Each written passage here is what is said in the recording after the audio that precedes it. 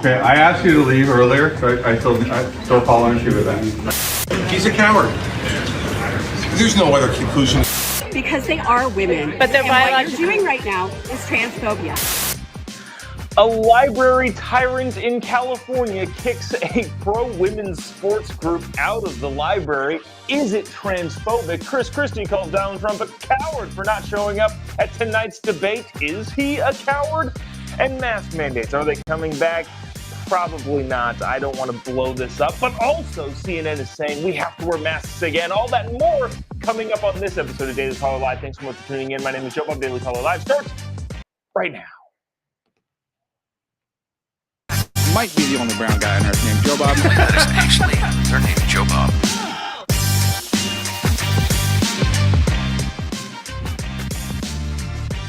Live from the dingy bunker that is completely cut off from the outside world, except for you fine folks. My name is Jobob. This is Daily Caller Live. Thanks so much for tuning in. On today, it is Wednesday, August 23rd, the year of our Lord 2023. A lot to catch you up on. One of the more fascinating stories that I feel like I've seen in a while. Not necessarily from policy changes and things happening, but people unaware of the climate and what that they would do would affect the other side so much more positively than their own side.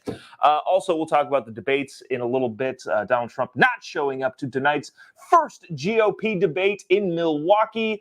Is that a good thing or a bad thing? Chris Christie has some words for the president, former president. But first, I got to get to this because this is just freaking fascinating. The librarian tyrant. Mini tyrant. We'll call them a mini tyrant. I don't want to assume this librarian's gender. Let me set this up for you. A group in Davis, California was setting up a forum in which they were going to talk about protecting women's sports from transgender women. I get so good. Dudes who want to be girls. Men, effectively, males, biological adult males competing in girls' sports. Not okay, something that nobody should tolerate, and something that the polling shows that the overwhelming majority of Americans don't think is okay. Well, these bigots tried to have a meeting in a library in Davis, California, and were met with protesters, which is to be expected because the protesters show up at anything you do if you are to the right of freaking Che Guevara. The protesters will show up. But then they started talking in the room that they reserve, that the taxpayer pays for, and they have every right to be in. And the librarian, our mini tyrant, again, I'm not going to assume his gender. This stuff is so confusing. Comes in and says the following. Watch this. We'll jump in at various points, and we will discuss on the other side how I think this sort of stuff just benefits the side of sanity. Watch this. Okay, I asked you to leave earlier, so I'm still following through with that. You were misgendering. Why don't you call the police and let the police? Why don't you let the police? Okay, great. Let them figure it out because you don't know what's going on. You're gonna get this place sued, dude. We're not calling this person and saying you're a man or you're a woman. We're not talking about a particular person. We're talking about whether we believe in biology or not. We believe in biology. You are saying males in female sports, okay? That's right. That's a biological reality. Transgender, female, a male. I'm not going to have an You are argument. not I'm not going to have an argument with you. I asked you to leave. I asked you to person to leave for the other side. So I will shut the program down if that's what happens. Someone not listening, someone not leaving. Let the police figure it out when they come. I think, okay, so just jumping in really quick, because I know this is kind of long and kind of drawn out, especially if you're not necessarily seeing it and you're just listening to this on a podcast. But this dude, on the basis of your misgendering people, just generic people too, says, well, I'm going to shut this down. Now, in the video, it's kind of hard to hear, but you'll hear the women go out of their way to appease this weird tyrant librarian dude, again, in Davis, California, and say, look, we're not even talking about specific individuals. We're not saying this person or this person. We're just saying broad strokes, the science, and we'll talk about the science and mask mandates coming up in a little bit. But the same guy, and I guarantee this guy was a big player in the science in the mask mandates, especially when he got to close his library down and probably work from home, and get paid on the taxpayer dime. Wow. Tirade rambling there. This dude says, well, you're misgendering as a broad strokes, and therefore I get to shut you down. He also, I think, I'm not sure if we've gotten to this point yet, but I'll play this clip. I think he says somewhere, he either said it already or is going to say it, it's against California law, which it is not, like, by any stretch of the imagination. We'll continue on, watch this. We don't make the rules. They said.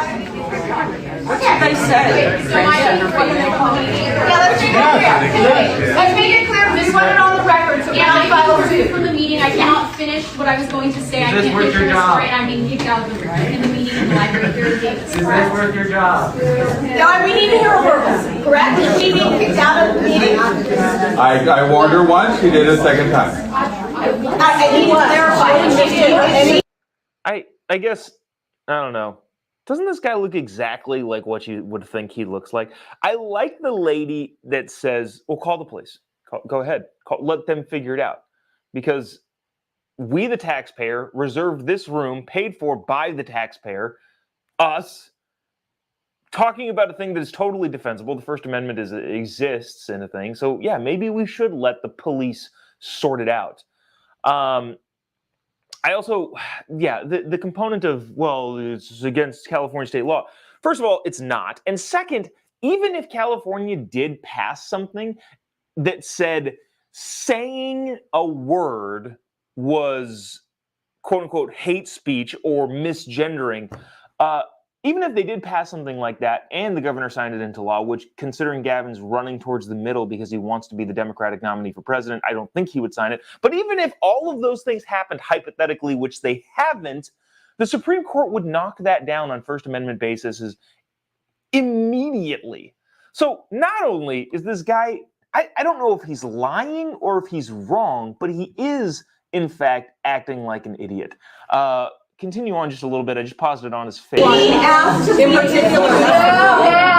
Sir, I want to be clear. it needs to be clear. I'm actually I've been talking about it. All right. So yeah, this guy, the mini tyrant, going up and trying to stop something that is totally defensible by any stretch of the imagination. I wonder. So here's, I think, the big point that I would love for my lefty friends to get into their head.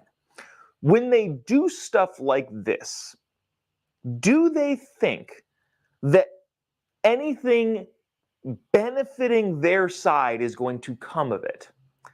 In other words, we all kind of thought women in women's sports and men in women's sports pretty much settled. The entire country thinks it's pretty much settled. And there really isn't a ton of fuel on the fire right now in terms of pushing back on it. One, because I think it is settled. And two, it's just not at the forefront.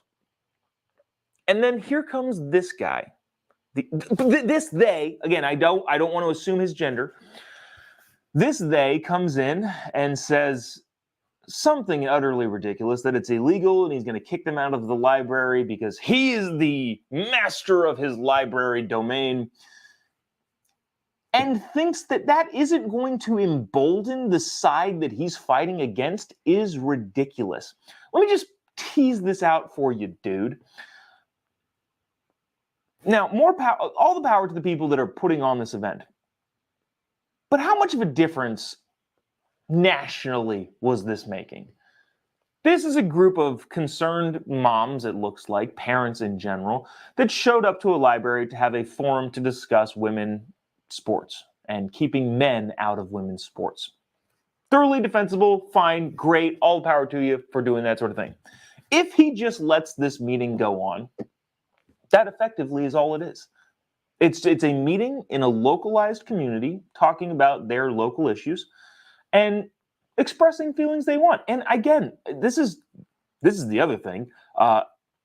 As much hope as I have for various communities, this is in Davis, California. I don't know if any of you longtime watchers of the show remember. I was with Charlie Kirk giving a speech up in Davis, and we got glass windows smashed in our faces because the tolerant party of tolerance really, really didn't want to hear what we had to say. And what I mean to say is that, love you good patriots and freedom-loving people in Davis, but it's a long way from getting your way. And so all of that comes back to this is a small local group that this guy is interrupting. If he leaves them be, nothing happens. However, he did not. Instead, he decided to intervene for some reason or another. It got captured on video, and now I think this video has been seen around 10 million times through the various sources, social media platforms. This has amplified his opposition, thems, I don't want to assume his gender. It's amplified his opposition so much more than would have been had he just not said anything. Again, I disagree with the guy fervently, obviously. But at the same time, there's a part of me that wants to thank him for highlighting how ridiculous some of the ideological blinders can be on these people. Now, I thought this was another just fascinating part. This is not anywhere near as long, but same video clip where he, now at the very front end and throughout the entirety of what we've watched so far, you hear this guy say, "I've asked you to leave. I've asked you to leave." Watch what he says after he says that a bunch of times. Not breaking any laws, yeah. No. Yeah, it's still out. Be quiet. Alan, you don't tell me what to do. Can't tell us how to speak. Can't tell her how to speak. No, I didn't tell her she had to leave. Yes, you did. No, I did not. Misgender. Why don't you leave? Oh, I'm sorry. Did you just... He said, "I never told them they had to leave." And they all said, "Yes, you did." And he said, "Oh, I did not." Just so you can get the satisfaction of him walking out of the room, we'll play this live. Get out! Program is over. Program is over. You guys do not leave. Just so long so that this will affect your standing using the meeting room. That's an organization. This will affect your standing and getting a meeting place further in this library. Yeah, and then the mini tyrant walks out with his tail between his legs. Some of the comments are kind of fun here. Let me see if there's any that are like interesting in bringing. Jim says from YouTube. So misgendering is hate speech? Yes, it is. Now, just again, so we're clear here, hate speech is protected under the First Amendment. It's not illegal. You're allowed to hate. I don't think you should. It's not an endorsement. But you saying I hate this, or I hate this person, or I hate this thing is fine. You're like, it happens to me all the time. It's just a thing of what it is. People say they hate ideas, especially things that I say, which is fine. Again, I don't think I'm a bomb chucker, but it happens. But people forget, hate speech is protected speech. If you want to talk about what's protected under the First Amendment, and again, this is not a rousing endorsement of hating people. I don't think you should hate anybody. I think people just have different ideas, and you can hate ideas, but people, individuals, it's a whole different topic. But yeah, hate speech, not illegal. And if California tried to make it illegal, one, they'd have to define it, which is impossible, and two, it'd get knocked down by the Supreme Court immediately. So that is that. And just when we thought we were done with that specific instance, I wanted to bring you this. This is what happened outside the mini tyrant office or library. And this chyron is correct. I know I often mislabel some of the chyrons here, but this particular one is correct because I am trying to make a point that the U.S. women's soccer team didn't have to lose. Give me a second. Watch this, and we'll discuss on the other side. Can I just ask you why you think it's okay for males to play in female sports? Hey, stop misgendering people. How is that I think it's really disrespectful to not refer to trans women as women because they are women. But they're and biological. what you're doing right now is transphobia. Please go away. But they're biological Please go away. males. Please go away. Interesting. Can I ask you why you think that males should be in female sports? Stop misgendering people. That's bigotry. Go away. It's a question. It's bigotry. Go away. If you want to be transphobic, do you want to answer go the be question? transphobic, not to a child. Kids should what? Sorry, these are children and they're minors, and you may not. We don't need to hear any more of that. I just thought that was funny. I think this lady is off her rocker. That's freeze frames coming on here. But how are you supposed to take these people seriously? Just really in anything. Like she has to work a job. Maybe she's a trust fund kid, but she has to have it. Some things that she does in the community that people have to take her seriously, which has got to be a heavy lift. Because I don't know. Not really even worth hitting on. But here's the point that I'm trying to make. The U.S. women's soccer team intentionally lost in the World Cup. Didn't even make it to the, I think they lost in the round of 16. Didn't even make it to the Elite Eight. Supposedly one of the best soccer teams in all of the world when it comes to women's soccer, out of the World Cup tournament. Why? Because they refused bigotryly, I don't know if that's a word, but those bigots refused to let transgender women play on the women's soccer team for the United States. Can you imagine if all 11 of the on-the-field players for the women's U.S. soccer team were transgender, were dudes? We wouldn't even come close to losing. Every single game would be 10-0. Why didn't we do that, America? Why did we send biological women to play in the Women's World Cup when we could have sent trans women who would have dominated the competition? Ask yourselves that, America. Bunch of bigots. All of you. But that's the case I'm making here. I think the women's U.S. soccer team decided to lose because of their bigotry. I know I'm a couple weeks late on that, but this lady, I don't know, made the case for us. So that's that. That's in Davis, California. There are a bunch of nuts in Davis, so I don't know how much attention we should pay to them. But we should be paying attention to this. I'm curious. So some of the comments that I read are fascinating. I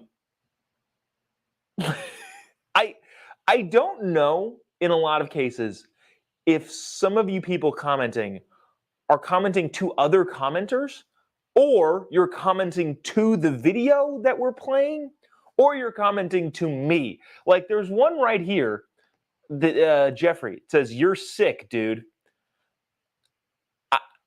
I think he's talking about the lady on the screen, but he also could be talking to a commenter in the comments that isn't me. But if he's talking to me, I would like to let you know, Jeffrey, that was entirely sarcasm and satire. I don't actually think that the women's soccer team should be filled with dudes just so that we could win. But again, I have no idea who's commenting. And there's a bunch of other, they keep flying by. So I don't know who people are commenting to. So if in the comment section you would like to address a specific thing or person or individual, if you say I suck, my name is Jobob, Jobob, you can spell that out, say Jobob, you suck. Then I'll know, oh, that's for me and not. Anyways, glad we cleared that up. The GOP debate is tonight. Donald Trump is also going to be doing a sit-down interview with Tucker Carlson, which is going to be streamed to Twitter the exact same time as the GOP debate tonight. He also, tomorrow morning, is going to get himself booked, not get himself booked, he's going to turn himself in to the Fulton County Jail in the Atlanta area to face the, what is that, the fourth indictment of the January 6th stuff, which again is entirely not going to go in the way of the anti-Trumpers. A bunch of the Democrat pundits are even saying, yeah, this stuff. The document stuff is interesting. The Mar-a-Lago document stuff. I don't know why Donald Trump didn't turn the documents back in. That was dumb of him.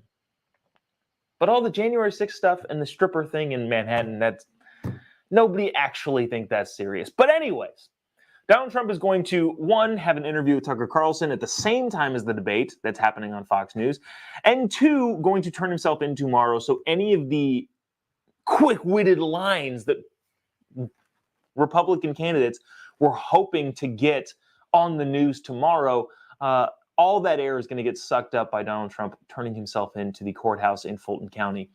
And so, in other words, I don't even know if this is a meaningful thing. Now, I did think that this particular thing said by Chris Christie was interesting, and a lot of people, especially watching this, probably not big Chris Christie fans. From a policy standpoint, I think he's great. I think he's a smart guy. Just happens to be super anti-Trump, which you get to be.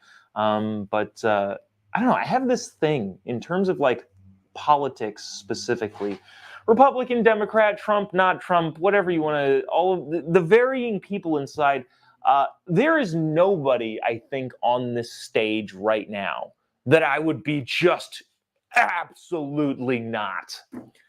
And all of that's to say, you know, Chris Christie is one of those people that is getting a lot of heat because he's so anti-Trump, and I get it. That's the position that he's taken, and some people are really, really anti-Chris Christie. But at the end of the day, as long as the small government conservative ideals that I like get put into the federal government by way of the president, I don't care who's the president. I just honestly don't. And so, again, a lot of people hate Chris Christie, but this particular thing that he said was quite dumb. Watch this. He's a coward.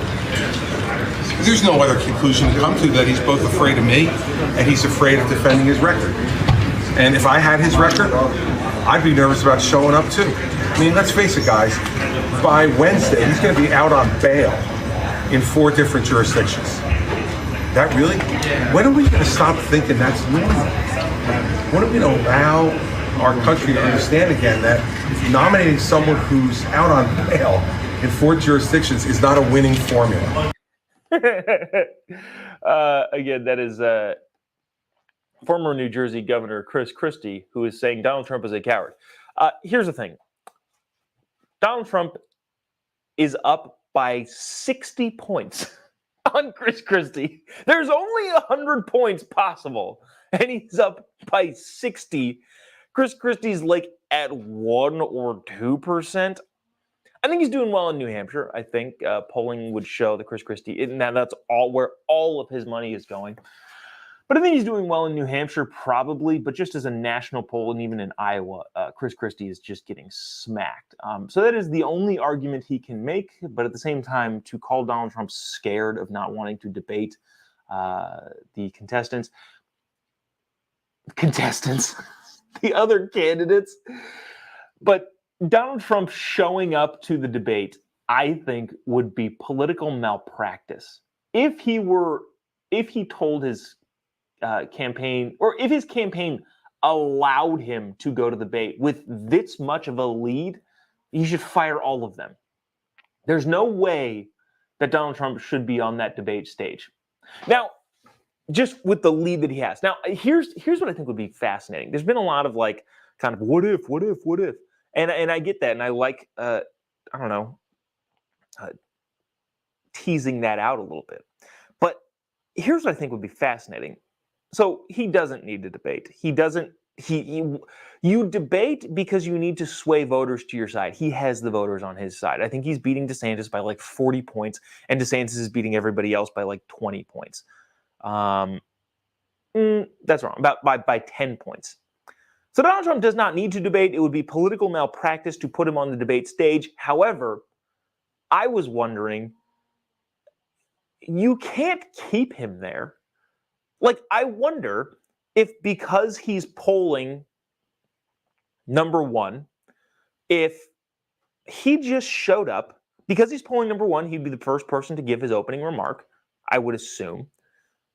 What happens if he just shows up, gets his 2 minutes to say whatever he wants, and then leaves? And then you have an empty podium there. Like, what actually happens if he does that? That's the only way in which I think Donald Trump should show up to the debate. It's not because he's scared. It's because he's in such a massive lead that he doesn't have to show up. And that's not even a partisan thing. If it was a Democrat that was up by that much, they wouldn't show up to the debate either. Gavin Newsom, just FYI, didn't show up to the, I think, so I ran a guy against Gavin Newsom 2018. Gavin Newsom was ahead by so much that he, in the primary election, did not show up, I think, to any of the debates except for one. And that was like Telemundo or something. He showed up to one of the debates. He skipped out on everything else because he knew that he didn't have to. And I understood then, as I do now, yeah, if you're ahead by that much, you can only do damage to yourself by showing up to the debate. The only caveat being, I wonder if Donald Trump shows up for 2 minutes, gives his opening remark, and then just leaves. And then there's an empty podium there and everybody's sitting there talking about him again. I don't know. Interesting. It's going to be interesting tonight. I'll probably tune into some of the highlights. I probably won't watch the entire thing, just if I'm being honest. Which brings us to this, and we'll wrap up here. Are we actually going to do this again?